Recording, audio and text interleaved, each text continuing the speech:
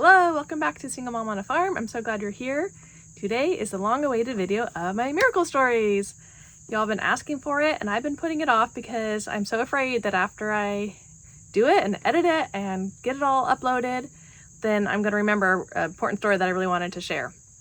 But I'm just deciding I've got to just do it anyway because I know I'm going to forget a lot of important stories or special stories because I have so many. I have so many miracles. I know I'm going to forget a lot of them, but that's okay. I might as well just share the ones that I can think of.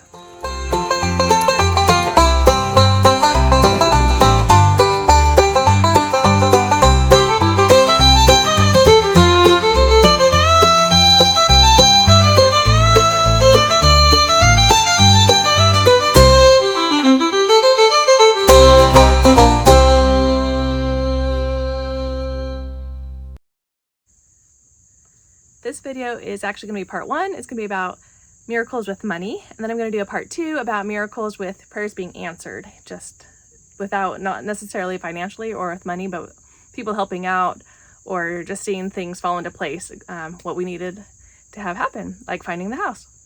So look forward to that one coming hopefully soon. For a little background, I want to start by saying when we first got married, we lived in a little studio apartment that was already furnished. So already had our bed and couch and table and chairs and things like that. And we lived there for about a year, and then we moved to Texas for Nathan to do medical school, and we got a little apartment there, and it didn't have anything. We just slept on an air mattress that we had, I think we got for our wedding, or someone gave us, kind of like to take camping, but we slept on that because we didn't have a bed. And I quickly realized that Nathan isn't one to go out and just buy things and furnish your place. And so after a couple of weeks, so we moved there August 10th, and so I think it's about a whole month, about around September 10th or 12th, then after just sleeping on the air mattress, and I was 8 months pregnant, sitting around on the floor all the time, which had like dog hair on it, and we weren't getting anything like chairs, table, couch, and being pregnant, it was just hard to not really just like have a place to sit. So I finally convinced him to buy a couch so that we could sit on it for one thing, but my mom was going to come and help with the baby that was due September 18th. And we needed a couch or a bed for her to sleep in, so we found a cool sleeper sofa that we really liked. So we finally did that. But that was starting to give me a clue of like just sort of a little bit of a lack of initiative of getting things, and that I would kind of have to be the one to do that, to try to initiate the big purchases and things like that. And sometimes I gotta know, sometimes it just didn't really work out. Anyway, we ended up sleeping on that air mattress after 3 babies. I finally was like, I've had enough of this air mattress, being pregnant, sleeping on it, nursing babies in the middle of the night on it. One Thanksgiving, we went to Nathan's parents' house and they let us sleep in their waterbed in their bedroom. And that was the first time I'd ever like slept through the night, just slept without rolling over or moving or whatever, I don't know. And so ever after, that was a couple years, I really wanted a waterbed. So after we had our 3rd baby, he was about 4 months old, then I finally convinced Nathan to let us get a waterbed. I found one in the classifieds, pretty cheap. I think it was like $150. It's kind of far away. He kind of wouldn't let us get it, but I was kind of desperate, so I went and picked it up myself, and we had a friend help us put it together. Anyway, so that just gives you the background of how it was a little bit difficult to buy things. I don't know if it was the money or the initiative or feeling bad about purchases or what it was. That doesn't really matter. But I started to rely a little bit more on God for helping me make purchases than my husband, and that's fine. So that's what this video is going to be focusing a little bit on. And by the way, I loved that waterbed, and it was something that I sold to move here because it is really heavy and hard to set up. Mostly because it's heavy, and I was trying to keep the weight really light in the U-Haul, and also it was just too big for any bedroom. They're all small bedrooms around here, but it did last us a really long time, so I'm super glad I got it. So where was I? For the beginning, I think the very first purchase that I realized is an answer to prayers that I needed to start relying on God for asking, should we buy this instead of my husband, was when I wanted to get Kylie a sandbox. She was my first baby. I stayed home with her. Nathan took the car to work every day or to medical school. And I thought if she could just play in a sandbox outside, then I could just sit on the steps and read, or I wouldn't have to play with her so much. I just felt like she needed a sandbox. Like, everyone needs those little turtle sandboxes.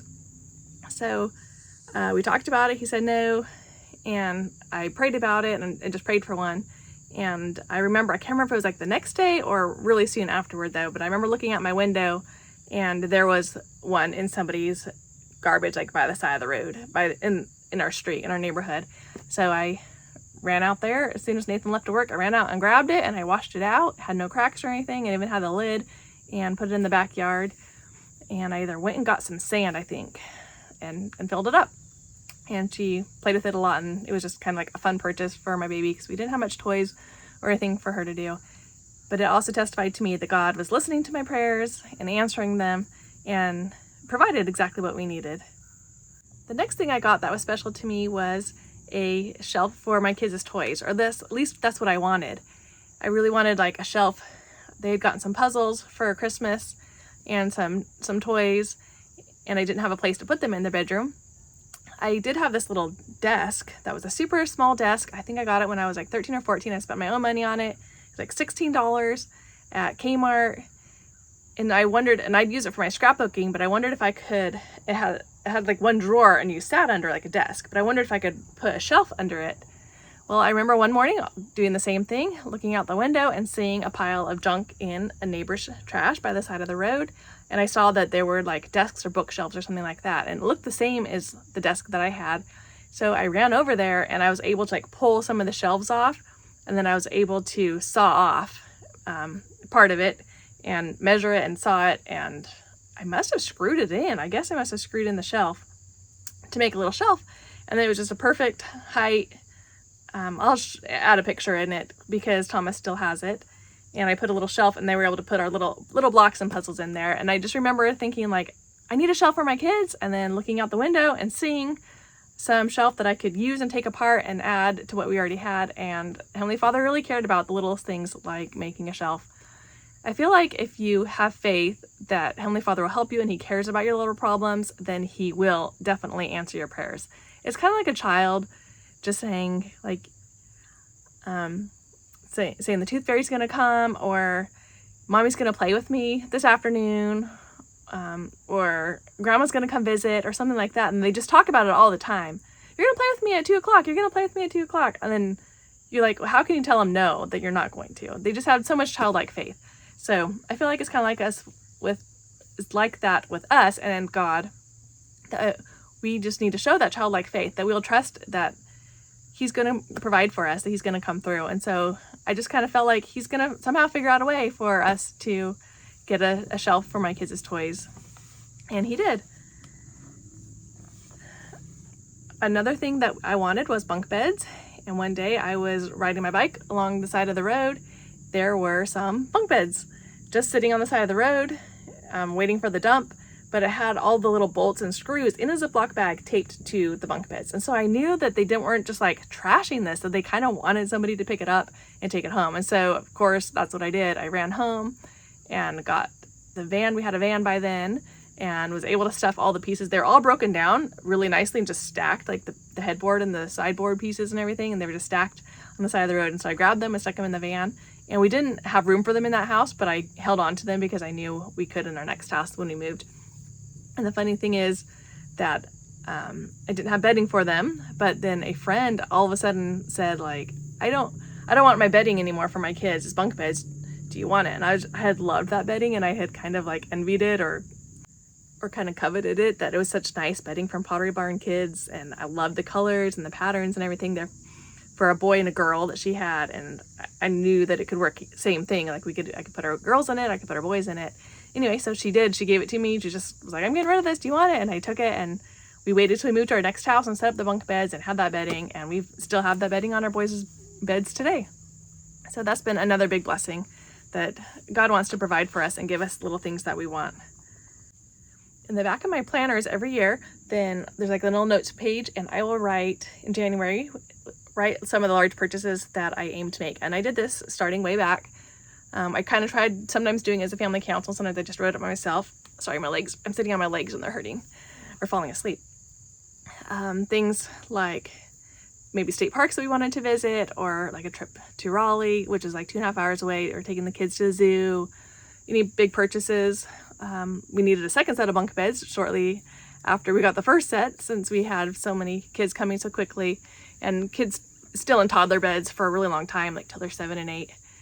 Anyway, so I had bunk beds on the list, maybe a bike for a certain child or whatever. And it's really fun to check off those things as you do get them. So maybe somebody just happens to give you a bike. And you're like, oh, look, somebody gave us a bike for a child, or we find one of those on the side of the road or at a yard sale. Maybe the year goes by and you don't buy it. And sometimes at the end of the year, or always at the end of the year, I look at the list and say, hey, we didn't get the bunk bed. So like for years, we didn't get that second set of bunk beds. And we had kids sleeping on the floor or the toddler bed. We're like, we're glad we didn't waste our money on that. It hasn't come up. The kids seem fine. It's good to do without. And I just put it on the next year. And a lot of things also we would just like cross off, maybe, I can't think of, maybe like building a tree house or something. And we just kind of like, we have a trampoline someone gave us. They're happy with that. Let's just cross off building a tree house. We probably won't live here that long. It's not a necessity. So some things we would cross off and realize that maybe too frivolous, or we don't have the interest in that anymore. And other things would stay on the list for year after year. After we got about 6 kids, I guess, 6 kids was the max we could fit in our minivan, then I had getting a big van on the list. Year after year, I said, I want to save for a big van. And I also, at that time, had wanted the country house. So I always had a country house and a big van on my list. And that's when Nathan got his good job there in Greenville, North Carolina. And so we had 6 kids, and we kind of needed a bigger house and a bigger van. So for years I had those on, and we almost got that country house, which we had the contract on it, and we didn't sell our house, and Nathan had quit his job, and we didn't end up ever buying that house that we had the contract on. But that's a different story. But after a while, I crossed that off the list because I was like, okay, it didn't work out. But I also always had getting a big van on there so I could take the kids on trips without double buckling, or just to be safe, and just driving around town, actually. And it wasn't until we had our 10th child, and at that time, after we had saved for a big van and then used all the money to live off of when my husband didn't have a job, then it wasn't until after the 10th child was born, I had crossed it off our list of we're never going to get this. At that time, at least we had 2 cars. So we had the minivan and the little car. And by then I already had a driver. So we could just take 2 cars, or we just ended up always just squishing in. And it was kind of like, our finances were doing so bad, like his business and things, that I just knew we would never get a big van. Anyway, it was in November of 2017, I think, or 18. Anyway, and I was asleep in bed, and I hear this big old knock on the door at about 11:30 at night. And I jump up and I look out my window. There's streetlights everywhere because we were in Utah. And I see this great big 12-passenger van with a big red bow right on top of it. And I couldn't believe it. I couldn't believe somebody would give us a big van. And it is true. It's absolutely true. I ran downstairs and opened the door, and couldn't find anybody who it was. We ended up figuring out who it was, but it was just there in our driveway, and it was free, and it was for us. So I actually did get that I had it on my list for at least 7 or 8 years. So I know Heavenly Father knows our needs, and He will provide for us. So that was a big thing that He gave me. I'm trying to think of some more recent things now. I'm going to just kind of skip all those years because I have so much that I could share. But I did bring out these notebooks here, and that I wanted to show you. So I have stacks of just some spiral notebooks that I keep writing thing in it. So sometimes I just write some answers to prayers in them. And then mostly that's what I was doing for most of my years of keeping these. I think I probably started, I don't know, when life was getting really hard for me, probably around 2013. I started writing these, except for my real journal, but just some thoughts of quick answers to prayers, quick thoughts about when I do my scripture reading, or listening to a podcast, or watching a special movie that was kind of helped me get some answers and direction for my life. And then in 2022, when Nathan stopped giving us any money, by then we were divorced for 2 years. He stopped paying child support, and I was more desperate for answers of what should I do for a job, and how should I earn money for the mortgage, and things like that. Then I started keeping different lists of things, of blessings and more financial blessings. I do want to tell you this story that happened in the summer of 2022.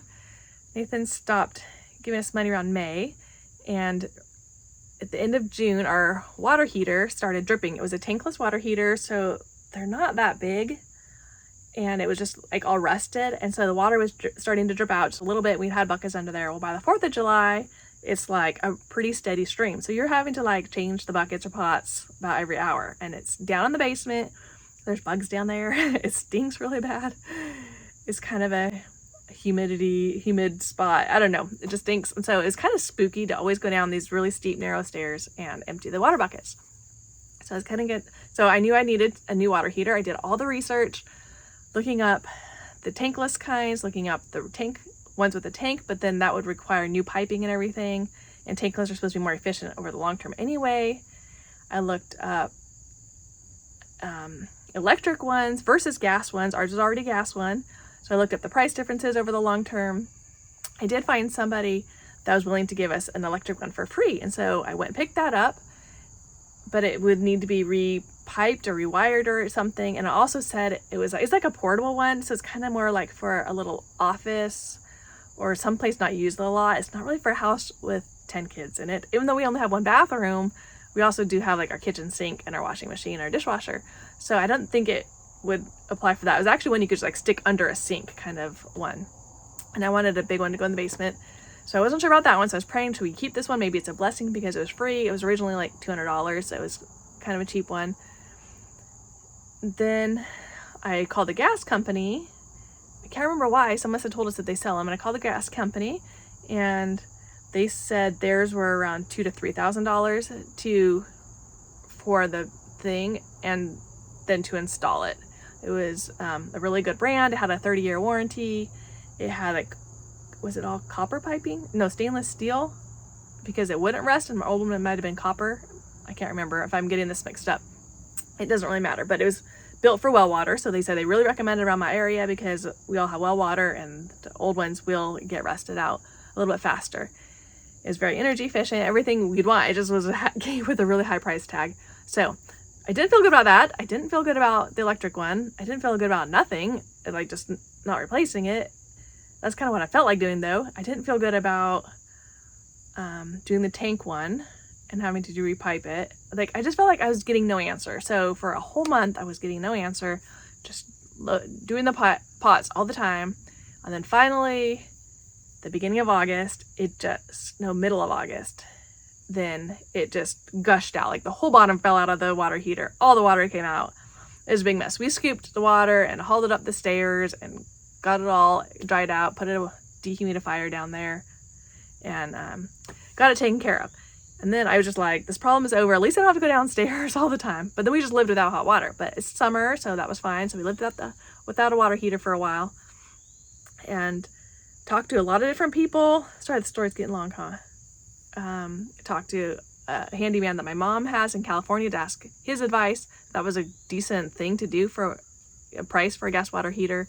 And he says it was, but of course California is pretty expensive. So I finally just said, I guess I'll just go for it. And my sister Lori said she just gave me the money for the water heater. To just get it replaced and get it off my shoulders.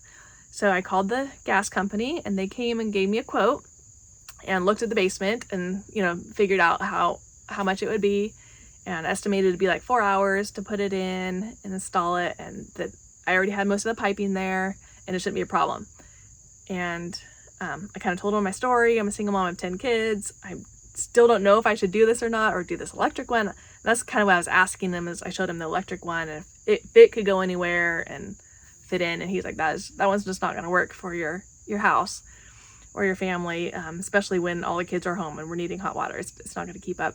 So I said, okay, I guess I'll get this one from you guys. So I placed the order. That was a Friday, but all weekend I just did not feel good about it. I just unsettled. I guess I didn't feel bad about it. I just felt unsettled. Like I didn't want to use Lori's money. I just felt unsettled, and I didn't know I still wasn't getting an answer. Well, Monday night, that same guy from the gas company knocked on my door, and he said, I want to see something in your basement. Can I go check on something? I was like, sure. So we go down into the basement, and he never checked on anything. He just looked at me and was just like, are you a Christian? I said, yeah. And he said, are you really a single mom with 10 kids? And I said, yes, sir. And he said, well, the funny thing was that I just got my countertops replaced, and my son or uncle or somebody else paid them for me. And I thought, I need to pay this forward since I didn't have to pay it, and it was $1,000. He said, so, and then I came to your house on Friday, and I felt a voice say that I needed to help this lady with her water heater. So I thought, okay, I'll give her $100 or $200, and I started pulling out some money, and it was just like, more. You need to give her more. You need to give her more. And it was $1,200. He's just like, he had it all in an envelope. He didn't tell me how much it was. He's like, but the Spirit just said, give you more, give you more. And so here's some money to help you with the water heater. And he just like walked up the stairs and out my front door. And I just stood there like, somebody just gave me, a complete stranger from a gas company that I never met before besides Friday, gave me a big envelope full of money. And so I gathered the kids around, look, and we counted out, and it was $1,200. $1,200 to help with the gas water heater. And I couldn't believe it. I was just crying, and I do remember him as he walked up the stairs, he was crying too, and I can't believe it. And so then of course I knew, okay, we're definitely going with this water heater, because how can I tell him no after that? So we set it up for Wednesday morning, and he came and installed it. It only took 2 hours instead of 4, so that cut off a lot of labor time, and I was able to use that money and some that my sister helped pay for to get the water heater.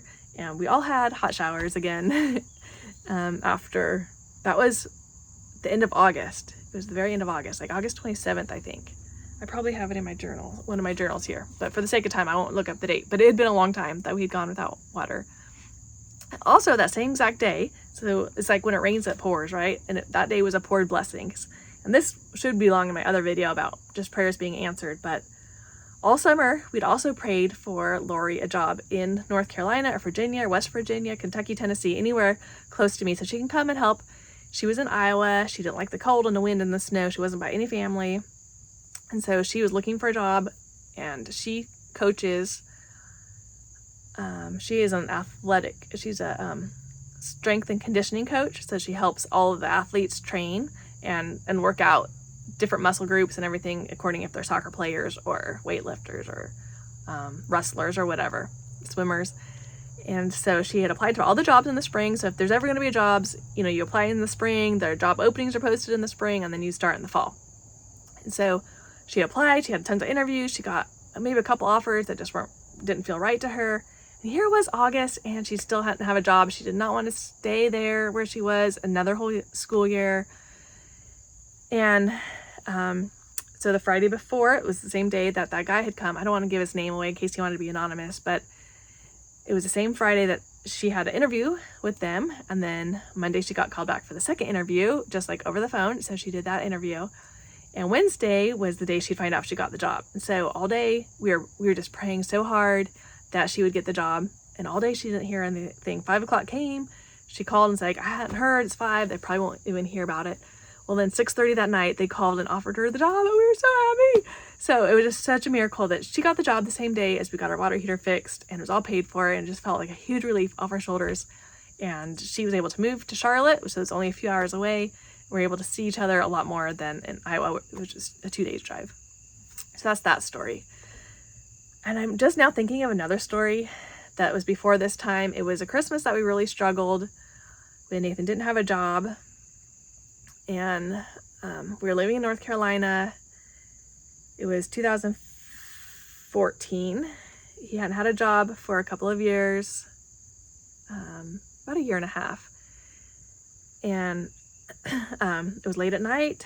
Nathan wasn't home. I don't remember where he was. And he was kind of like, he wouldn't ever accept handouts or anything like this. So it was another reason why I knew Heavenly Father loved me, because he didn't allow people to give us money or to help us, which, it's kind of good. I kind of wanted him to just step up and get a job then and take care of the family and to be a little bit embarrassed by all the help that we were getting. We'd already gotten help the Christmas before that. Anyway, it's late at night. A guy just knocked on our door. He was a guy that I knew though. A very nice grandpa in our church. He knocked on the door and said that he'd had a dream the night before he had a dream that I was at the grocery store and he was at the grocery store, and his cart had a bunch of food in it and my cart was empty and didn't have any food in it. And he felt like that he needed to give me some money to help me. When he woke up from the dream, he was just like, I need to help Marcy. I need to help Marcy. And we had food stamps at the time, so we had food, but we still didn't need help. And so he said he'd gotten some money back from an insurance, and so he went and cashed the check, and then he just pulled out $100 bills, 100, 200, and the Lord would just say more, 300, 400, 500, and then the Lord said, stop, that's the right amount. And he put it in an envelope, and he's like, this is exactly how much that God told me to give you. And here it is. And I really liked that story of just this much, how much faith he had to say, is it this much, and pull out his hundreds, put it in an envelope, and felt confident that that's what I needed. And I was so appreciative of it, because that meant I had money to go pick out presents for my own kids, instead of people picking out presents for my kids. And then I have to say that they're from me when they really weren't, and might be something I wasn't wanting to pick out or give them that Christmas. So I loved it. I felt like that was an answer to my prayers, because people were saying, oh, buy your kids a doll, buy your kids a coat. And, maybe it's ugly. Maybe it's not something my kids would want. Sometimes we did get G.I. Joes or toys that we've never heard of, toys that we don't play with. And I don't want to hurt their feelings. Like, I'm really appreciative of anything that we get, but it's hard at Christmas time when you just want to give what you want your kids to have, or what that they're asking for, so that they'll still believe in the spirit of Christmas. So I really appreciated that guy was a direct answer to my prayers, because I was able to go and get what I wanted for the kids, knowing what they were asking for that year. Right, back to my notebooks. I'm going to explain something. So from December 2022, when we stopped getting child support, until January of 2023, I did a lot of praying and soul searching and making lists of what I wanted to do for a job. Do I want to be a doula? Do I want to go back to school? Do I want to be a substitute teacher? And I was not getting any answers, and I felt like all the jobs were just going to fall in my lap, because they had done that in Utah when I needed money for buying the house. I just kept getting job after job that I wasn't even asking for or looking for. So I knew God, wanted us to move right then, and the timing did turn out critical. So I'm really glad that we moved at that time and bought this house. Everything fell into place. So I was expecting that that fall. I went out and served people. I was just giving to as many people as I could, cleaning houses for free for people who needed it, who just had a baby or something, bringing people meals who had surgeries, just taking care of my family and my farm. I felt like jobs had fallen in my lap. Well, they didn't. So January, the only money I made was from the janitor at the library. Just came up to me and was like, ma'am, it looks like you need some money. Here you go. And gave me $15. And it was just the sweetest thing. I said, I do. I'm looking for jobs. So in my records, that's all the money I made in January. That's the first money I'd ever made living here, was that $15.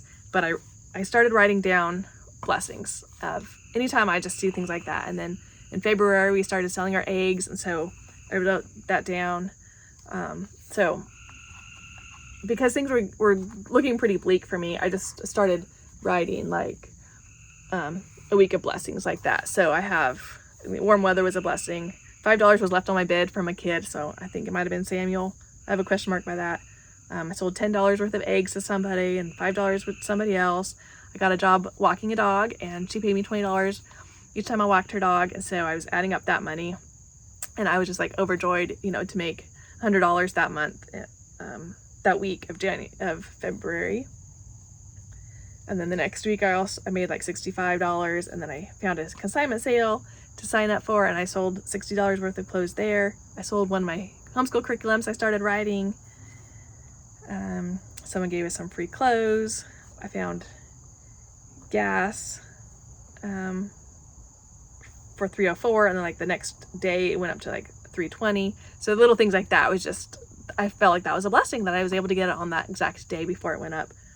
I got a $20 gift card for donating blood and a cute t-shirt. So I'm not sure where I'm going with this, but I think it's important just to notice little blessings like that, because once I started doing that, then every week was a little bit more money usually. Some weeks went down, but more money and more blessings, and the burden went off my shoulders. I felt lighter just by acknowledging, hey, Heavenly Father, I'm so grateful I made $5 selling the eggs. And just counting it, it just opens your eyes to seeking out and finding other little blessings coming your way. And it's not as heavy as you think it is. Some family gave me some money another week. One week somebody gave me $500 at someone at church that wanted to be anonymous. Sold another curriculum. Another time where I bought gas for $2.89 and then it went up to $3.39 the next week. I got a babysitting job. We found a whole bunch of eggs buried in the woods over there, and then and so when we thought our chickens weren't laying very eggs, my legs are falling asleep again. We thought our chickens were not laying very good, but they're just hiding them. So that was a blessing. Anyway, let me think about where I wanted to go next with that. So I think it's really good to keep notebooks and to look out for things, like I said. Also in my 2022 notebook, at the very end, on the very last page, then I wrote about all the money blessings I got that year. So I have spring, summer, fall, and the ones just for December. Things like a church leader bought Thomas 2 new suits that look really great on him.